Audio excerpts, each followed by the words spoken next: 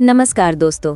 आने वाले एपिसोड्स में ईशा की बेचैनी बढ़ती है क्योंकि ईशा को यकीन हो जाता है कि गुलाब सिंह किसी मजबूर लड़की यानी बंद्या को दबाव में रखकर शादी करा रहा है और इसी डर से ईशा बंद्या को ड्रम में बंद कर छिपा देती है, जहां सूरज ईशा की बात मानकर ड्रम बाहर रख देता है और सूरज को बंद्या की गुमशुदगी की सच्चाई का अंदेशा होने लगता है।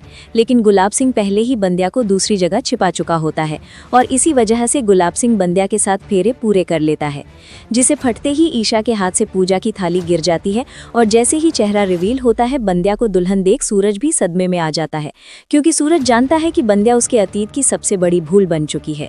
और गुलाब सिंह फिर भी कहता है कि अब बंद्या उसकी पत्नी है और बंद्या को उसी दर्जे की इज्जत मिलनी चाहिए, जबकि ईशा जानती है कि गुलाब सिंह और बंद्या दोनों मिलकर ईशा को तोड़ना चाहते हैं और ईशा उसी दर्द में अपनी माँ कावेरी को ढूंढने निकलती है ताकि कावेरी की वापसी से गुलाब सिंह की हर साजिश खुल जाए। और सूरज भी ईशा की बातों से पहली बार गुलाब सिंह के इरादों पर शक करने लगता है। हमारे चैनल को जरूर सब्सक्राइब करें ताकि आपको हर अपडेट सबसे पहले मिले। अगले विश्लेषण वीडियो में फिर मिलते हैं, तब तक के लिए अलविदा। घर में माहौल अचानक बदल गया जब ईशा ने पूछा, पापा दुल्हन कौन है? कौन है वह लड़की जिससे आप शादी करने वाले हो? हम सब मिलना चाहते हैं। उससे गुलाब सिंह ने गहरी सांस ली और कहा कि वह लड़की और कोई नहीं बिनकर जैसे ईशा और सूरज की दुनिया ही हिल गई।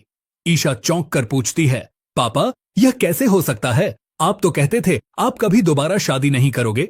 सूरज भी बोलता है, पापा बंदिया तो हमारे यहाँ काम करती थीं। यह कैसे आपकी दुल्हन बन सकती है? गुलाब सिंह शांति से कहते हैं, दिल अमीरी गरीबी नहीं देखता, बस प्यार देखता है और बंदिया वह लड़की है जिसने मुझे समझाए। दोस्तों वीडियो को सब्सक्राइब कर दो ताकि आगे की कहानी मिस ना हो। इतने में बंदिया आ जाती हैं और कहती हैं, अगर मेरे कारण घर में समस्या हो रही है तो मैं इस रिश्ते से पीछे हट जाती हूं। गुलाब सिंह उसे रोकते हुए कहते हैं, नहीं तुम कहीं नहीं जाओगी, मुझे भरोसा है कि यह दोनों तुम्हें एक दिन समझ जाएंगे।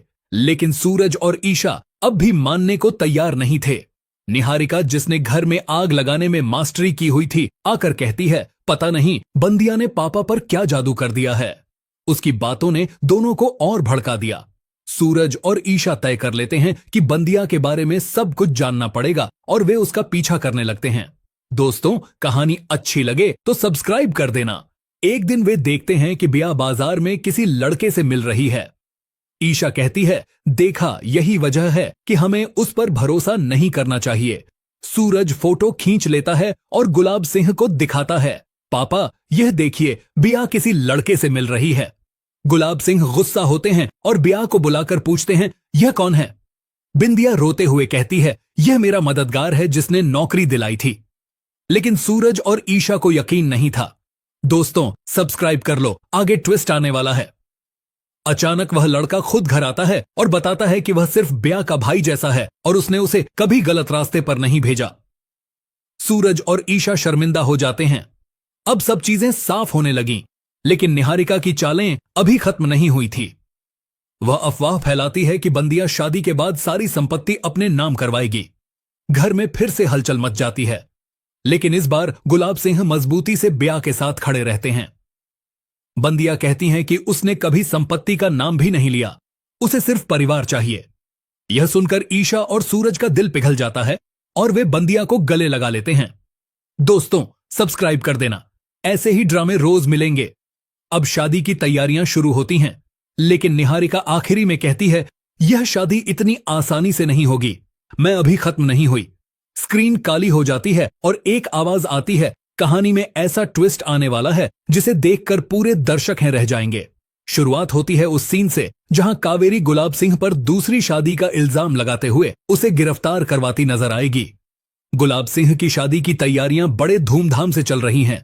पूरा घर सजाया गया है, मेहमान जुटे हुए हैं और हर कोई इस बात को लेकर उत्सुक है कि आखिर गुलाब सिंह किससे शादी करने वाला है। लेकिन अभी तक किसी ने भी दुल्हन का चेहरा नहीं देखा है। पूरे घर में सिर्फ एक ही बात हो रही है कि दुल्हन कौन है, कैसी दिखती है और क्यों उसका चेहरा सबसे छुपा कर रखा गया है।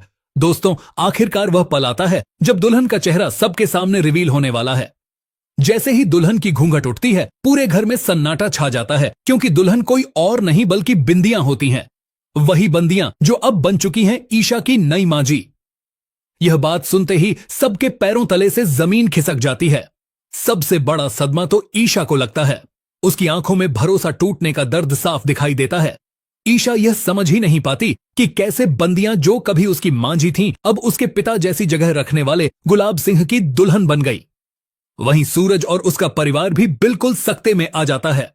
सूरज जो रोज रोज गुलाब सिंह के पांव छूता था, अब उसे ब्याह के भी पैर छूने होंगे। यह बात उसे भीतर से हिला देती है।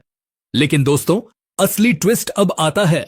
सूरज ईशा को उसकी मां तक पहुंचाने में उसकी मदद करता है। ईशा को जब पता चलता है कि उसकी मां की जिंदगी खतरे में है, तो सूरज उसे तुरंत वहां लेकर जाता है। जैसे तैसे ईशा अपनी मां को सुरक्षित लेकर वापस गुलाब हवेली पहुंचती है, बिल्कुल उसी समय जब शादी की रस्में चल रही होती हैं। इधर हवेली में माहौल गर्म है। लोग बंदियां और गुलाब सिंह की शादी को लेकर तरह तरह की बातें कर रहे हैं और तभी हवेली के दरवाजे पर पुलिस की गाड़ियों की आवाज गूंजती है। कावेरी पुलिस के साथ शादी मंडप में पहुंचती है। कावेरी वहां आते ही सबके सामने सच कह देती है कि वह जिंदा है। वह बताती है कि उसका और गुलाब सिंह का तलाक अब तक नहीं हुआ। ऐसे में गुलाब सिंह का दूसरी शादी करना सीधा सीधा अपराध है। यह सुनते ही पूरे घर में खलबली मच जाती है। बिया अपना गृह प्रवेश करने ही वाली होती है, लेकिन उससे पहले कावेरी प्रवेश कर जाती है। कावेरी बिना एक पल गवाए पुलिस को आदेश देती है कि गुलाब सिंह और बिया दोनों को गिरफ्तार किया जाए। पुलिस दोनों को हिरासत में ले लेती है और पूरे परिवार के सामने उन्हें लेकर चली जाती है। अब सबसे बड़ा सवाल यह है कि क्या ईशा अपनी मां को उनका हक दिलवा पाएगी? क्या गुलाब सिंह अपने किए की सजा भुगतेगा? और क्या बिंदिया के इस कदम के पीछे कोई और वजह है, या सचमुच वह इस शादी के लिए तैयार थी?